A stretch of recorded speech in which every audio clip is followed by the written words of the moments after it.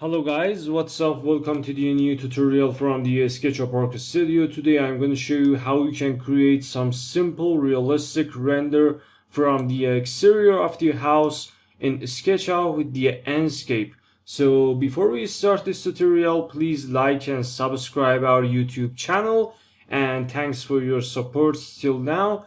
I'm really happy to reach to the 500 subscriber on the YouTube social media. So please subscribe our YouTube channel for more free tutorials about 3D modeling and 3D realistic rendering with Enscape or V-Ray. Let's get to work.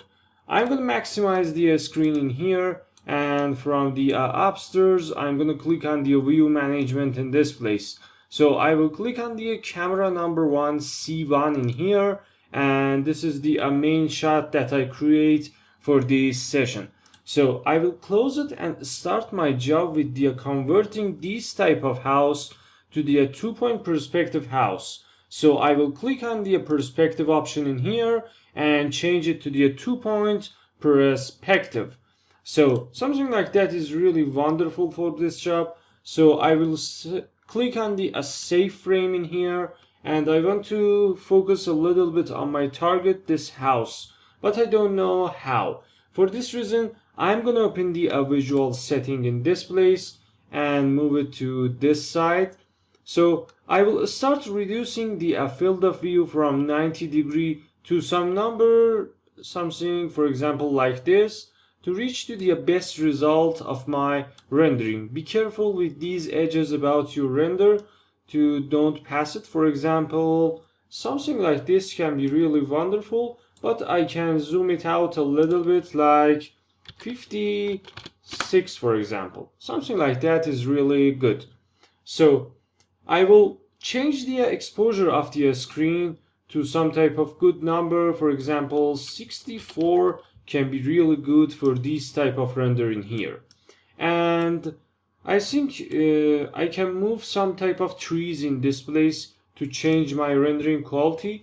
So for this reason, I'm going to minimize the Enscape at the right side of my screen, and after that I will come to the SketchUp environment and start adjusting one of these trees in this place. So I will use that one for this case, and I need another copy on the green axis, something like that.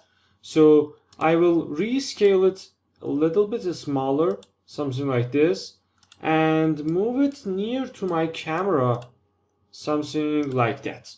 So as you can see now, we have these three on our hands, and we can change it very simple and easy, something like that for example. So I need the leaves of this tree on my camera shot. For this reason, I'm going to move it on the blue axis to the downside, something like that, and now to the left side, something like this. As you can see, now it's much better and realistic, and we cover the area with these simple tricks in here. So I can click on the control and take another copy to the background of this parking and garage behind the Porsche car in this place. So I will rescale it another time to reach to the best result for my realistic rendering, and take some multi copies near to each other, for example 5 times, and something like that can improve your renders background and foreground.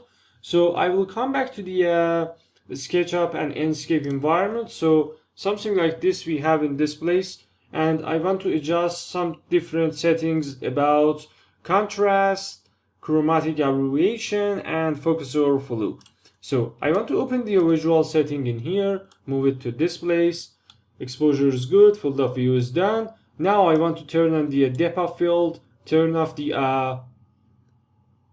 autofocus in here, and I can play with the focal point to reach to the best result. For example, some place like that is really good for the focusing, and I can reduce the depth of field to the 8%, something like that. If you want more depth of field, be careful about these grounds and offsets in here. So for example, if I increase it to the 13 and press enter, as you can see we have some faded areas in here, and it's really wonderful and realistic. So I think I can adjust this number to the 17.08 meter, something like that, and now it's much better. So I will click on the image bar, and for this type of high quality sky and lighting, I prefer to use auto contrast. So it helps you to calculate all of your lights, very simple and easy. About the saturation, when I increase the saturation, all colors will get burn and vibrance. So it's not realistic. So I will lose it a little bit to the 98%. And color temperature. Actually, these palm trees related to some type of tropical areas. So in tropical areas, we usually have warm temperature. So you can decrease it. It completely depends on you. But 6600 Kelvin, if I want to tell the truth, it's really normal number for these type of renders. So I don't want to change it. Motion blur is not really affecting this place, but lens flare and bloom is really important in here. Look at this fence in this place. As you can see, we have some metal guard fence in here with some Metallica material. So when I increase the bloom option, I can see more faded areas around this material and texture. So I will reduce it a little bit to the 4%, and you can see what happened in here. So I don't want this type of render because it's not really realistic. I want to convert it to some cinematic render. For this reason, I'm going to increase the bloom option to the 39% and increase the lens flare to the 79%. As you can see, now we have some better mood and vibe in our environment. So Vignette is not really useful in here, but when I increase it, you can see what happened in these places. So it completely depends on you. For example, 54% is really good, and final object is the chromatic abbreviation. I will change it to the some number about 12%. Atmosphere related to the sun brightness, and you can manage the sun brightness very simple and easy, something like that. But I suggest you don't use it in some low values or too high values. For example, for this render, 61% is really good and can move our job to ahead.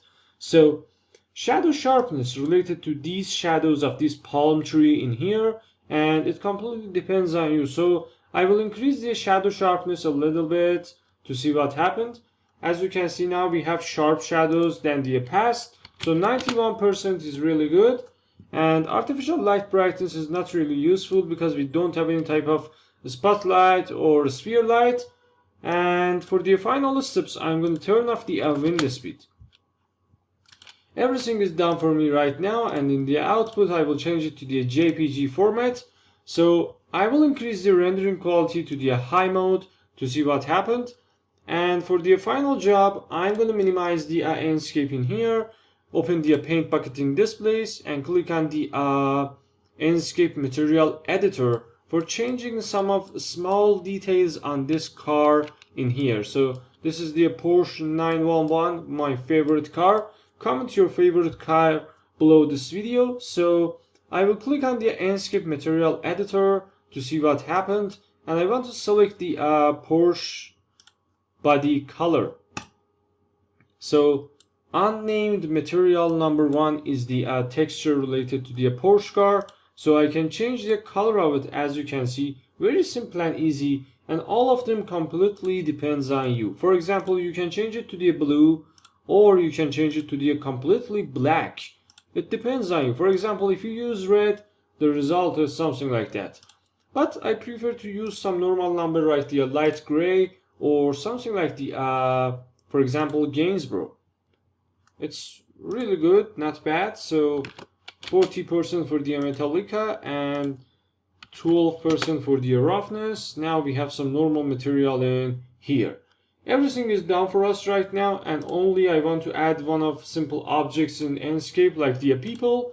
So I will click on the asset library, and I will change the tag of it to the, for example, someone who is standing. So I will check the standing box in here 561 online asset with the high quality and high definition details can achieve in this place. So I will click on this man in here, for example Alan, and apply changes in my environment, something like that, and another, for example, female guy for this place like Anita in here.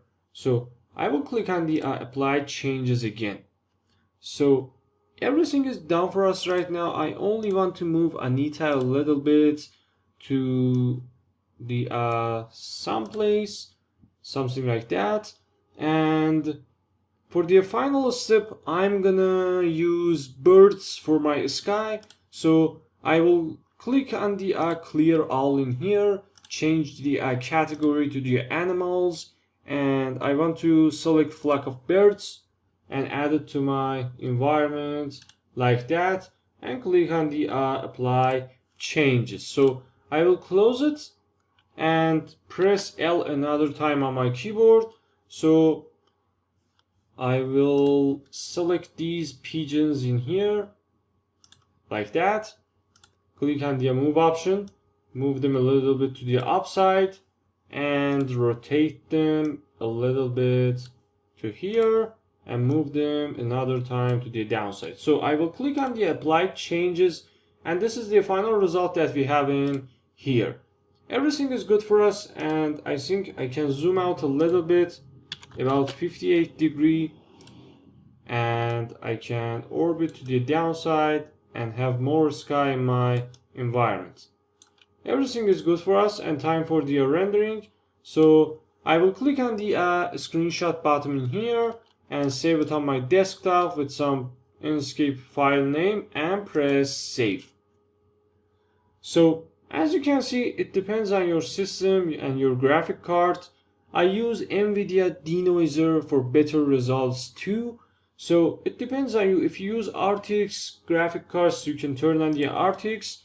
And this is the final result that we have in here. So if you like this video, please subscribe and touch the subscribe button for our channel.